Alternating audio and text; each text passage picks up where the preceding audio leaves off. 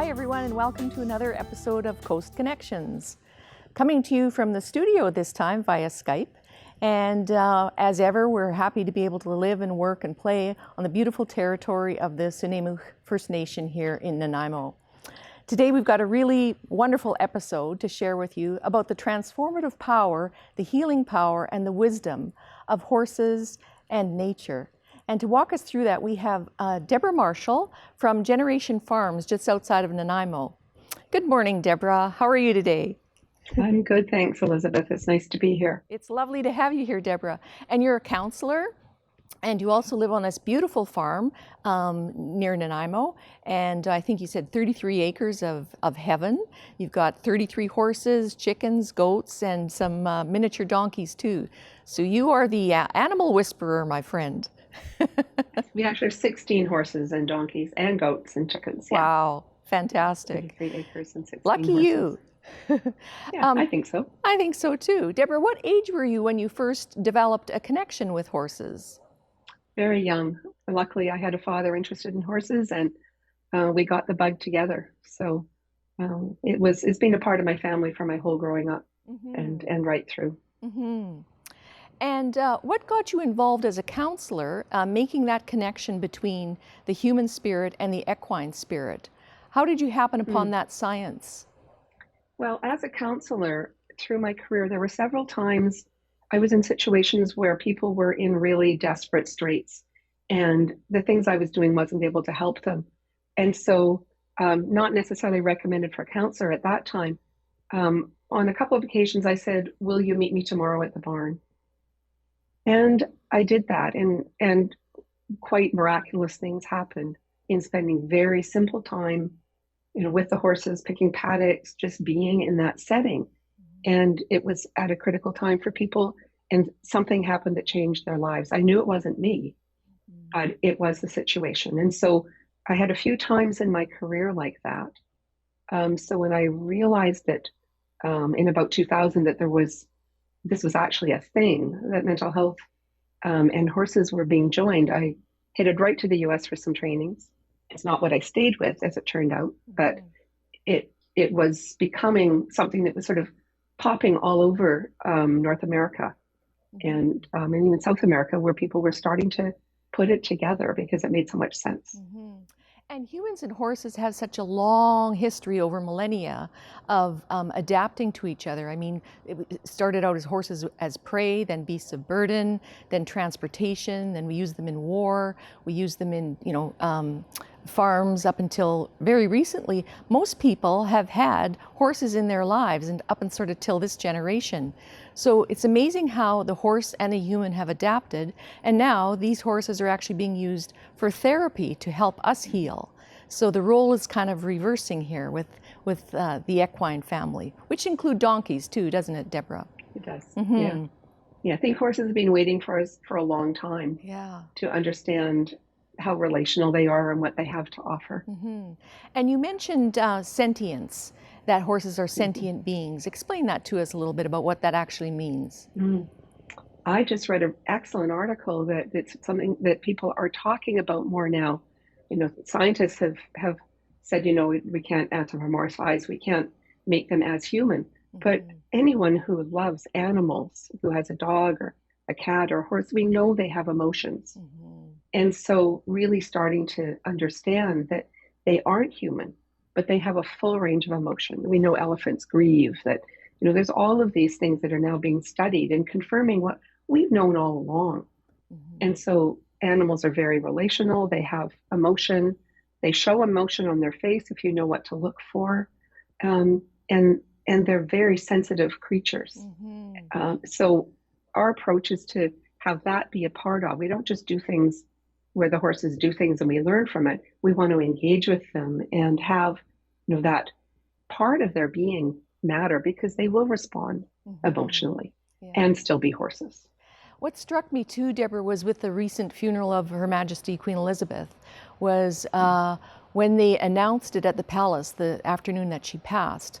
The photographer there had a close-up of one of the horse's heads and zoomed in on this horse's eye that was standing in front of the palace. And it almost made me cry. That horse was grieving, even if he didn't know anything about equine language. That horse was grieving. And then later at her funeral, when they had her pony Emma out there to pay respect for her as her hearse went by, you could tell that horse was very, very, very sad. And it just really struck me, what is it about horses that we don't know and that we're learning more as humans, how important they are in these relationships? So we're going to talk a little bit more about that today, Deborah. But first, let's introduce the viewers to some of your horses. Yeah, and first of all, I want you mentioned you had a very favorite horse named Tsunami. Let's talk about Tsunami and his nickname. Yeah, the boy named Sue. He's also been known as Subert.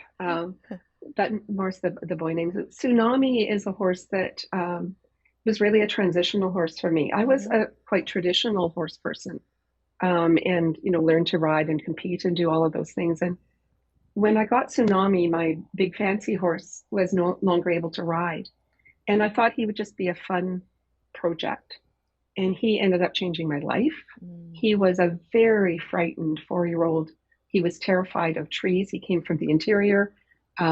He was quite dangerous to be around, as it turned out. And so I had to change my ways. I had to have a revolution in my horsemanship to understand what he needed, because all of the traditional things I had didn't work. And it ended up coinciding really with a revolution in my mental health practice as well, because counselors working in offices with only talk as a medium are quite limited. Right. So we went on this adventure together, Tsunami and I. He really taught me that I needed to be absolutely present and quiet, and to be very careful what expectations I put on him. I had to do what needed to be done in that moment, not whatever plan I had to go and ride him through the trails or do something. And so we had to work incrementally, one step at a time. And I had to really listen to what he needed, give him space. And he learned to do the same for me.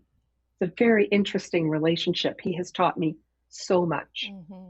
And he's now, how old did you say He's Tsunami is? approaching 26. And do you say he's blind now? He's almost totally blind. He is totally blind. Yeah. That's fairly recent.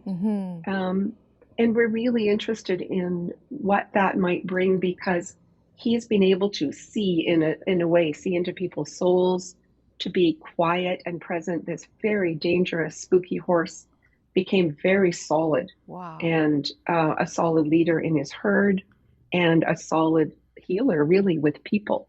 So people have really benefited from this quiet, calm, very astute presence.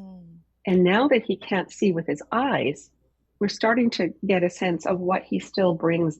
We don't ask a lot of him because of his age and his condition, but we still take people into his home, into where he lives, and see what connections may happen. He likes people.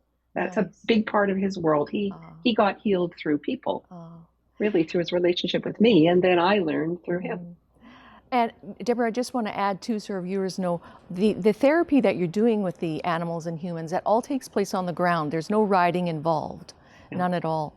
No riding, and we're not, a lot of people mix this up as being a therapeutic riding program, because we do therapy with horses, but that is a whole different specialty, and I know people who do a wonderful job of that. That's not what we do, and it does all happen on the ground. And the very rare occasion we might have a coach help put somebody into the saddle, but that'd be for a therapeutic reason.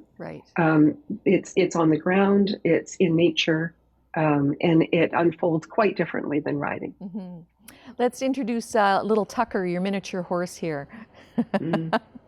He's beautiful. We've got a shot of his winter coat, and another shot of him jumping. He looks like a real trooper. He is a real trooper.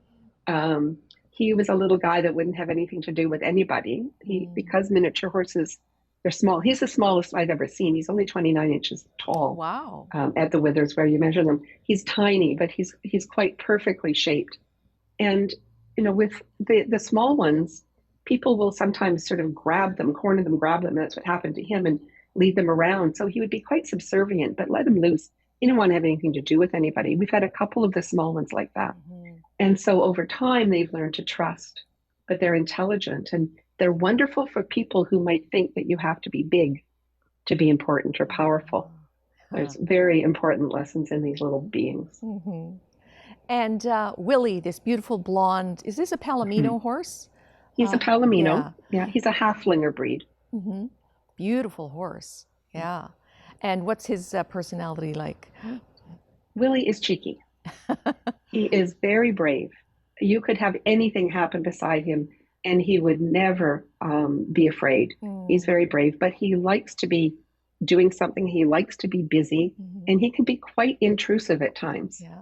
And so we have to be kind but clear with Willie. He is, Hmm. because he's pushy, people think that he isn't sensitive, but he's actually highly sensitive. Yeah. So he's a very interesting combination. Lovely. And you have a couple of miniature therapeutic, well, not therapeutic, miniature donkeys, Yes. Zoe and Odie. Zoe and Odie. Yeah. Yes. Yes. How is a donkey different in relationship with humans than horses might be? Or is there a difference? They're both from the There is a equine family. difference. Hmm. They have huge ears, for one thing, and when they move their ears around, you really notice. So horses' ears are really important in what they're communicating, Hmm. and then donkeys it's amplified by about 6 times in the size of them. But they are steadier in some ways. People see them as being stubborn, but they have opinions just as horses do. But Mm. they can be quite steady. They react a little bit differently than horses. Um, and what we've found over time is these two donkeys are really they're little meditation gurus. Ah. They can stand on either side of people and just be there, and people will Mm. calm down. Mm. It's quite interesting. They have a bit different energy than the horses, Yeah. but they can also be very playful Hmm. and mischievous. So they Yeah. have their own range, but they are equine, but they are different. They're wired different than horses. Yeah. There's another lovely shot here we have of these two, I think they're black mares, Hmm. standing in this beautiful green field. And they're just sharing space together, it looks like. What's Yeah, happening with yeah, them as they communicate? yeah. They horses do negotiate space, Mm-hmm. and so actually, one of those horses is the boss of those two, and can quite easily move the other one around and say, "No, you go over there," or "I don't want to share with you." But while she can do that, she also is the kind of leader that she will share space, Mm-hmm. and they will eat together. And in a well put together herd, the leaders are not what sometimes people think of being really alpha and always in charge. And Mm-hmm. that's not a popular leader. Mm-hmm. The popular leader, and Morgana, one of the black mares, there is a wonderful leader because she's steady, she's kind, she's clear, she keeps order, but she has friends. Yeah. And so it's a wonderful role model for leadership. Hmm. We also have another shot, Deborah, of this a close-up of the horse's muzzle, just sort of nibbling, I think, against the mane of another horse. I think they're just having a little chat. Mm. Are they grooming each other here, or Yeah, just, they yeah? will groom each other. Uh, Yeah. They like scratches. They like it when people give scratches. Sometimes they want to give scratches back to a person and they will learn mm-hmm. to not do it with their teeth, but not everybody's comfortable with that. Mm-hmm. But yeah, they're quite interactive with each other. Mm-hmm. And then again, a leader can then say, okay, that's enough, and ask the other one to move away. Yeah. But it's part of friendship. Yeah. It's part of friendship to groom, and it's part of horse behavior to move each other around. Mm. And so sometimes when people come, they take it a bit personally if a horse, doesn't want to be with them or wants to move around. But it's just Yeah. horse behavior. Nice. It's what creates calm in a herd. Actually, is for that to all be very clear. Mm. And calm within humans as well. We like to know our boundaries. We like to know, who the other people are. We can also feel energy.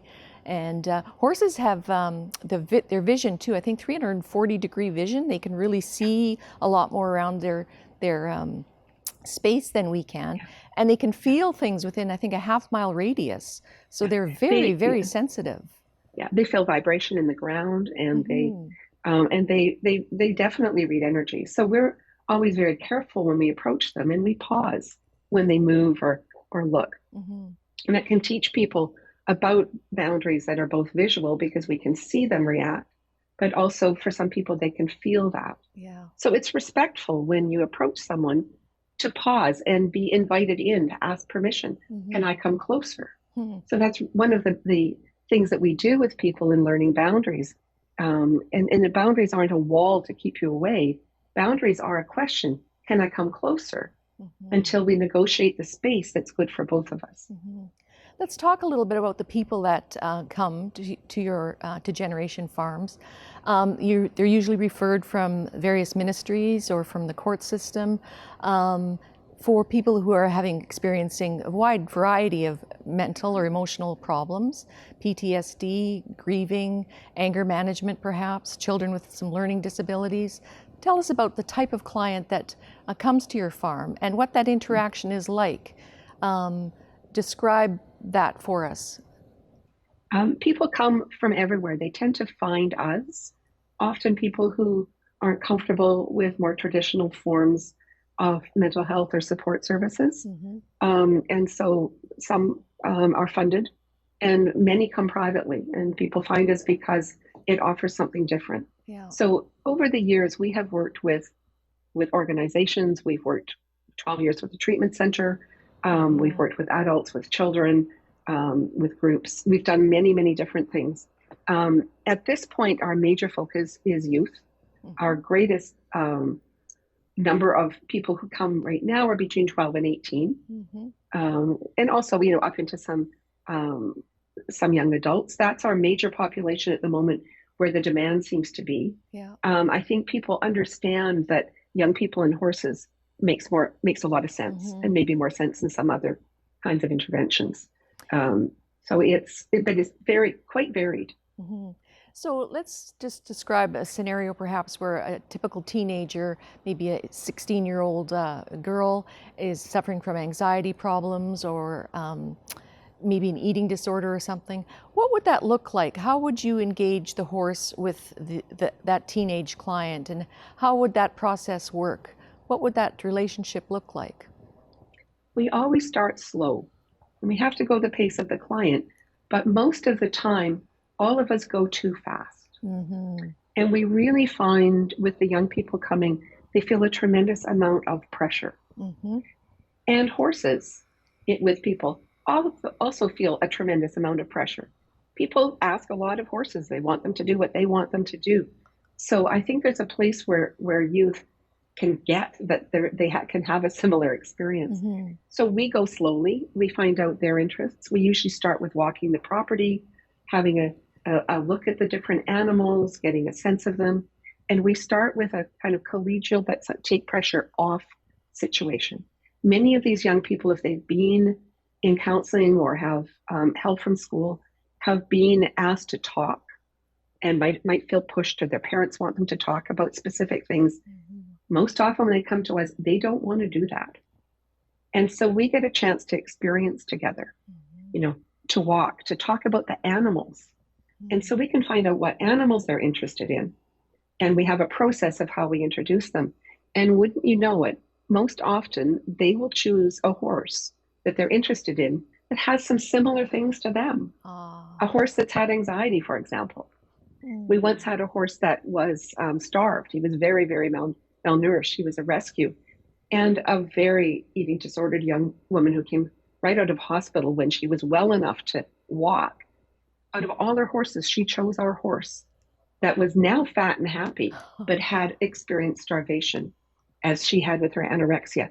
I can't explain that really, but they often will find a horse that we can then allow conversation about the horse. We can talk about the horse's anxiety rather than theirs.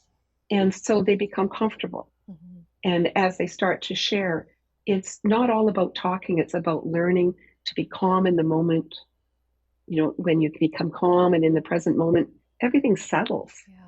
And then the things that you were so worried about don't seem so bad if you can learn skills to settle. It sounds like you're helping them to get back into alignment with themselves, for their nervous systems to sort of get realigned as well. What is happening there in sort of the rewiring process of a client? Well, we can end up, if we have a lot of pressure on us, and particularly if there's difficult things that happen when you're a child, but difficult things at any time, we lose capacity.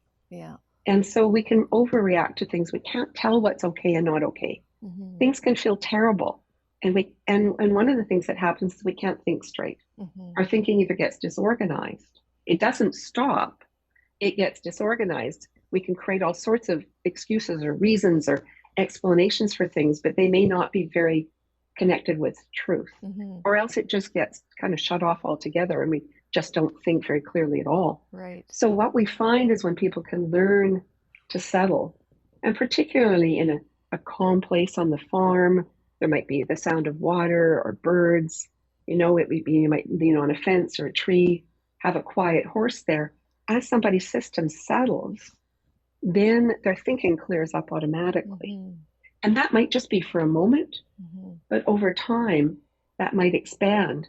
And then they may learn the skills to be able to do that themselves. Mm-hmm. So they can take that with them. Nice. And when they start to go up, they can learn, okay, if I feel my feet in the ground, Yeah. if I take a breath, if I just, come back. And we teach people how to be in their bodies again, Mm-hmm. because being in your body can be really uncomfortable if you're overwhelmed. Mm-hmm. And the body then can become a guide again. Yeah. And you're teaching them to self-regulate. And Absolutely. yeah, and being with a 1,000-pound horse who is like all feelings really helps that process to engage and begin with clients, doesn't it? Yeah. Yeah, being with the right horse at the right time. Mm-hmm. Being with a horse like Tsunami, who was that nervous horse before, Yeah.